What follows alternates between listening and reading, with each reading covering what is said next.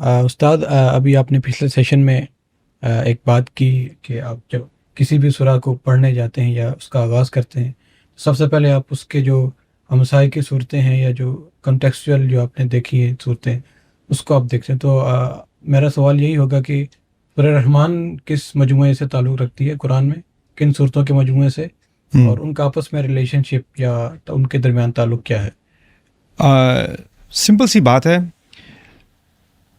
قرآن میں عام طور پر ایک مسلسل لائن چلتی ہے مکی صورتوں کی، پھر ایک مجموعہ جاتا ہے مدنی صورتوں کا، پھر مکی صورتوں کا، پھر مدنی صورتوں کا. تو یہاں پر سورہ قاف سے لے کر سورۃ الواقعہ تک ایک چھوٹا سا گروپ ہے 7 صورتوں کا جو تمام مکی ہیں. ان میں بہت ساری چیزیں مشترک ہیں، لیکن ایک خاص ایلیمنٹ جو مضمون کو آسان کرنے کے لیے ان تمام میں قرآن کے بارے میں ایک خاص بات کہی گئی ہے، ان میں سے ہر ایک میں، اور ایک یونیک بات کہی گئی ہے. تو سورۃ قاف 50ویں سورت جو ہے، سورہ نمبر 50، قاف والقرآن المجید. القرآن المجید کا جو ایک وصف ہے قرآن کا، جو یہاں پر اور اس سے قسم کھائی گئی ہے، ایک یونیک فیچر ہے یہاں پر. بل ہوا قرآن المجید بعد میں بھی آتا ہے لیکن قسم کے طور پر نہیں آتا. ٹھیک ہے. اس کے بعد سورۃ الذاریات میں فلا وربک انہ لحق مثل ما انکم تنطقون. اللہ اپنے اوپر قسم کھا کے کہتے ہیں کہ یہ قرآن اسی طرح کا حق ہے جس طرح کہ تم اس کو کمپیئر کرتے ہیں ہماری صلاحیت، کلام کی صلاحیت سے. مثل ما انکم تنطقون. تو زبان کا اور قرآن کا آپس میں ایک خاص تعلق بنایا گیا ہے اس آیت میں. اس تعلق کو ہم سورۃ الرحمن میں بھی دیکھیں گے. یہاں پر علم القرآن کہیں گے اور پھر علمہ البیان بھی کہیں گے، رائٹ. پھر سورۃ الطور میں ام یقولون شاعر ام یقولون فلا وما انت بنعمت ربک بکاہن ولا مجنون ام یقولون شاعر نتربص به ریب المنون قلت ام تقولہ ام یقولون تقولہ بل لا یوقنون فلیأتوا بحدیث مثلہ ان کانوا صادقین. یعنی قرآن کے خلاف جو تنقید ہے کہ یہ کیا ہو سکتا ہے، کیا یہ کاہن کا کلام ہے، شاعر کا کلام ہے، پاگل ہو گئے ہیں، یا یہ انہوں نے خود سے اپنی طرف سے ایک بات گھڑ لی ہے، کریٹو سپیچ ہے، کیا ہے یہ. وہ تمام ایکوزیشنز قرآن کے بارے میں ایک جگہ جمع کر دیں، اور وہ ہے سورۃ الطور میں. اس کے بعد سورۃ النجم میں وما ينطق عن الهوى ان هو الا وحی یوحى. وہ اپنی طرف سے بات کرتے ہی نہیں، یہ تو وحی ہے جو اللہ تعالیٰ کی طرف سے آ رہی ہے. پھر سورۃ القمر میں بار بار وَلَقَدْ يَسَّرْنَا الْقُرْآنَ لِلذِّكْرِ فَهَلْ مِن مُدَّكِرٍ. قرآن کو تو ہم نے آسان کیا ہے تاکہ اس سے جو نشاندہی ہے، یاد ہے اللہ تعالیٰ کی، یاد ہے اپنے مقصد کی، وہ آسان ہو جائے. کون ہے جو اس چیلنج کو آگے لے گا اور یاد کرنے کی کوشش بھی کرے گا. پھر یہاں قرآن، سورۃ الرحمن کو سب جانتے ہیں، الرحمن علم القرآن. جس طرح سے یہاں قرآن کی تعلیم کی بات کی ہے، کہیں اور نہیں کی اس طرح سے. پھر اس کے بعد اگلی صورت میں سورۃ الواقعہ میں اللہ تعالیٰ کہتے ہیں فلا اقسم بمواقع النجوم وانہ لقسم لو تعلمون عظیم انہ لقرآن کریم فی کتاب مکنون. ستاروں کی قسم کھا کر قرآن کی عظمت کی بات ہو رہی ہے، اور قرآن میں کوئی ایسی قسم نہیں ہے جہاں قسم کھانے کے بعد قسم کی عظمت کا بھی ذکر ہو. بالکل رائٹ. تو یہاں پر کہہ دیا کہ ستاروں کے مواقع کی قسم، اور اگر تم جانتے ہو تو یہ بہت عظیم قسم ہے. یہ کبھی والعصر وانہ لقسم لو تعلمون عظیم ایسا نہیں ہے، لیکن یہاں پر ہے. اور پھر اس کے بعد انہ لقرآن کریم فی کتاب مکنون لا یمسہ الا المطہرون. تو ان تمام میں قرآن کا ایک خاص پہلو سامنے لایا گیا، قرآن کی عظمت کا اور قرآن کی بڑائی کا. تو یہ ان چیزوں کو یونیفائی، اور بھی چیزیں جو یونیفائی کرتی ہیں، لیکن یہ ایک بڑا سمپل سا فیچر ہے جو آپ آبزرو کر سکتے ہیں ان تمام میں. پھر اس میں ایک عجیب چیز اور بھی ہے، وہ یہ ہے کہ سورۃ قاف میں اس طرح کے مضامین اور ان کا ایسا جوڑ ہے جو کہیں اور نہیں ملتا. اس کا کوئی ثانی نہیں ہے، اس کا کوئی جوڑا نہیں ہے. لیکن سورۃ الذاریات 51 اور سورۃ الطور، وہ دونوں آپس میں بہت گہرائی میں جڑی ہوئی ہیں شروع سے آخر تک. اسی طرح سورۃ النجم، اس کا تو نام ہی ستارہ ہے، اور سورۃ القمر اس کا نام ہے چاند. تو وہ آپس میں ان کی تھیمیٹک کہیں گے کہ سورۃ الرحمن میں 5 مضامین ہیں. پہلے قرآن کی عظمت، پھر دنیا کی نعمتیں، پھر قیامت اور جہنم اکٹھے، پھر اس کے بعد جنت کا ایک مرحلہ، پھر جنت کا دوسرا مرحلہ. یہ 5 جو ہیں مضامین ہیں سورۃ الرحمن کے. سورۃ الواقعہ میں بات شروع ہوگی تو جو السابقون ہیں ان کے بارے میں بات آئے گی، پھر اس کے بعد اصحاب الیمین کی بات آئے گی، تو دو گروہ جو جنت کے مستحق ہیں. جس طرح سورۃ الرحمن کے آخر میں دو گروہ تھے، دو جنتیں تھیں، یہاں پر دو گروہ ہیں جنتیوں کے. پھر اس کے بعد تیسرا مضمون آئے گا سورۃ الواقعہ میں جو قیامت کا دن ہے اس کے بارے میں، اور جہنم کے بارے میں، جو تیسرا مضمون سورۃ الرحمن کا بھی تھا. پھر چوتھا مضمون آئے گا انتم انزلتموہ من المزن ام نحن المنزلون ارأیتم الماء الذی انتم تشربون. تم نے پانی کو دیکھا جو تم پیتے ہو، تم اتارتے ہو کیا آسمان سے؟ تم نے یہ جو کھیتی دیکھی ہے، انتم تزرعونہ ام نحن الزارعون. یعنی مخلوق کا ذکر جو وہاں پر تھا، مخلوق کا ذکر، والحب ذو العصف والریحان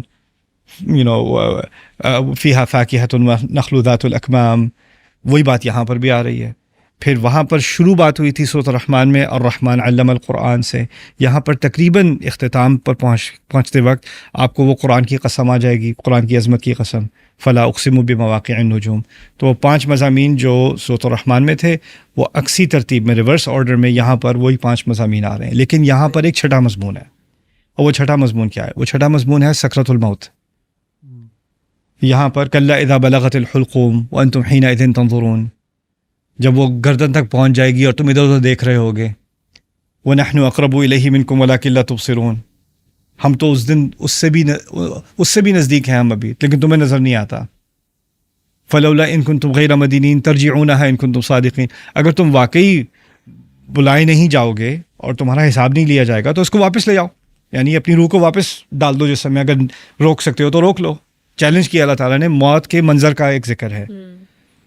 میں نے کہا تھا شروع میں کہ سورۃ قاف کا کوئی جوڑا نہیں ملتا، لیکن سورۃ قاف میں ایک مضمون ہے موت کا منظر، وجاءت سکرۃ الموت بالحق ذلک ما کنت منہ تحید، وہ وہاں پر ہے. اور وہی منظر صرف ایک اور جگہ پر ہے، وہ ہے سورۃ الواقعہ میں. تو سورہ نمبر 50 وہ پہلی سورت تھی اس گروپ کی، اور سورۃ الواقعہ وہ آخری سورت ہے اس گروپ کی، اور ان کا بھی ایک آپس میں جوڑ ہے عجیب سا. اور جو باقی حصہ ہے سورۃ الواقعہ کا، اس کا جوڑ ہے سورۃ الرحمن سے. تو یہ سمجھنے کے بعد پھر جب ہم ان میں سے کسی بھی ایک سورت کا مطالعہ کرتے ہیں تو پہلے اس کا پورے گروپ سے تعلق اور پھر اس کا انڈیویجول تعلق. تو واقعہ اور رحمان کی بات تو سمجھ میں آ گئی. ایک اور بات یہاں پر جو مزے کی سمجھنے کی ہے اور بہت خوبصورت ہے، وہ ہے سورۃ القمر اور سورۃ الرحمن کا تعلق. سورۃ القمر میں ایک آیت بار بار دہرائی جا رہی ہے، وَلَقَدْ يَسَّرْنَا الْقُرْآنَ لِلذِّكْرِ فَهَلْ مِن مُدَّكِرٍ. یہاں پر سورۃ الرحمن میں ایک بات دہرائی جا رہی ہے، فَبِأَيِّ آلَاءِ رَبِّكُمَا تُكَذِّبَانِ، مشہور ہے. یہاں پر اللہ تعالیٰ نے قرآن کی رحمت کا ذکر کیا، الرحمن علم القرآن، اور اس کے بعد باقی نعمتوں کے بارے میں کہا کہ تم کس کس نعمت کو جھٹلاؤ گے. رائٹ، اس طرف اللہ تعالیٰ نے قرآن کی نعمت کو دوبارہ بار بار دہرایا، وَلَقَدْ يَسَّرْنَا الْقُرْآنَ لِلذِّكْرِ فَهَلْ مِن مُدَّكِرٍ. یعنی تمام نعمتوں سے پہلے کس نعمت کو دہرایا گیا ہے؟ قرآن کو اولویت دی گئی ہے سورۃ القمر میں. دوسری عجیب بات یہ ہے، اگر کوئی سورۃ القمر کا مطالعہ کرے گا تو اس کو لگے گا کہ سورۃ القمر میں اللہ تعالیٰ کی جو قوت ہے اور اس کا جو جلال ہے اور اس کی جو اتھارٹی ہے وہ سامنے آتی ہے. اور وہ جو لوگ اس کو چیلنج کرتے ہیں اللہ تعالیٰ کو، ان سے اس نے تاریخ میں کس طرح نمٹا ہے، کس طرح نپٹا ہے ان تمام قوموں سے. ایک کے بعد ایک ہلاک ہوتی ہے، پھر وَلَقَدْ يَسَّرْنَا الْقُرْآنَ لِلذِّكْرِ، پھر دوسری ہلاک ہوتی ہے، پھر وَلَقَدْ يَسَّرْنَا الْقُرْآنَ لِلذِّكْرِ، پھر تیسری ہلاک ہوتی ہے، پھر وَلَقَدْ يَسَّرْنَا الْقُرْآنَ لِلذِّكْرِ. یہی سیکوینس ہے اس کی، یعنی تباہی پھر قرآن آسان، پھر تباہی پھر قرآن آسان، پھر تباہی پھر قرآن آسان. تو انسان سوچتا ہے قرآن کے آسان ہونے کا ان قوموں کی تباہی سے کیا تعلق ہے؟ رائٹ، دو الگ الگ چیزیں ہیں. اللہ تعالیٰ یہ فرما رہے ہیں کہ باقی قوموں سے تو ہم نے اس طرح نمٹ لیا، لیکن تم جب وہی حرکتیں کرتے ہو قریش، تو ہم تمہیں اور قرآن دے دیتے ہیں کہ شاید اس طرح سمجھ نہیں آئے تو اس طرح سمجھ میں آ جائے گا. پھر تم وہی حرکتیں کرتے ہو جو اس قوم نے کی، اور تمہیں تباہ کرنے کے بجائے ہم تمہیں اور قرآن دے دیتے ہیں، اور پھر تم اور حرکتیں یہ کرتے، پھر تمہیں وَلَقَدْ يَسَّرْنَا الْقُرْآنَ لِلذِّكْرِ فَهَلْ مِن مُدَّكِرٍ. ہم نے کتنا آسان کر دیا، کتنا آسان کر دیا، کتنا آسان کر دیا.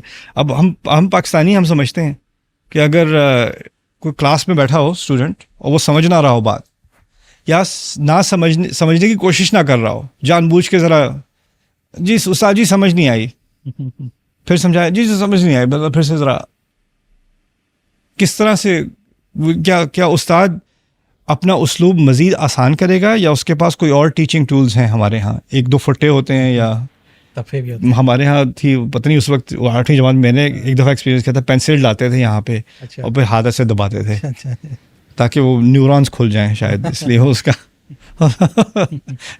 یہاں ویسٹ میں وہ ٹیچنگ میتھڈالوجی نہیں ہے. پاکستان میں کافی اچھے ٹیچنگ ٹولز ملتے ہیں آپ کو بچوں کو ٹارچر کرنے کے.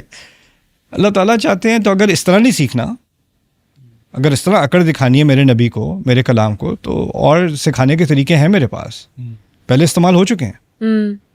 رائٹ، سورۃ القمر میں یہی بات تو ہو رہی ہے. پھر جا کے سمجھ میں آتا ہے سورۃ الرحمن میں الرحمن علم القرآن. اور رحمان نہ ہوتے تو اس طرح قرآن نہ سکھاتے. انسانیت کو سکھانے کے اور طریقے بھی ہیں، وَلَقَدْ أَخَذْنَاهُمْ بِالْبَأْسَاءِ وَالضَّرَّاءِ لَعَلَّهُمْ يَضَّرَّعُونَ. اگر تباہی بھی نہ لاتے تو شاید تم سے پانی لے لیتے، تم سے تمہاری اقتصادی بالکل کلیپس کرا دیتے، تمہارا اکنامک کلیپس کرا دیتے، تمہیں مرض بھیج دیتے تاکہ تم اپنی اوقات سمجھ لو، پھر تم سیدھے ہو جاؤ گے. لعلہم یضرعون، یہ بھی نہیں کیا تمہارے ساتھ. تو یہ اسی لیے قرآن کی صورت کو، سورۃ الرحمن کو اس طرح سیاق میں ڈال کر سمجھنے سے جو ایک بنیادی لیسن ہے وہ سامنے آ جاتا ہے. پھر اس کے بعد ہم صورت کے اندر داخل ہو سکتے ہیں انشاءاللہ.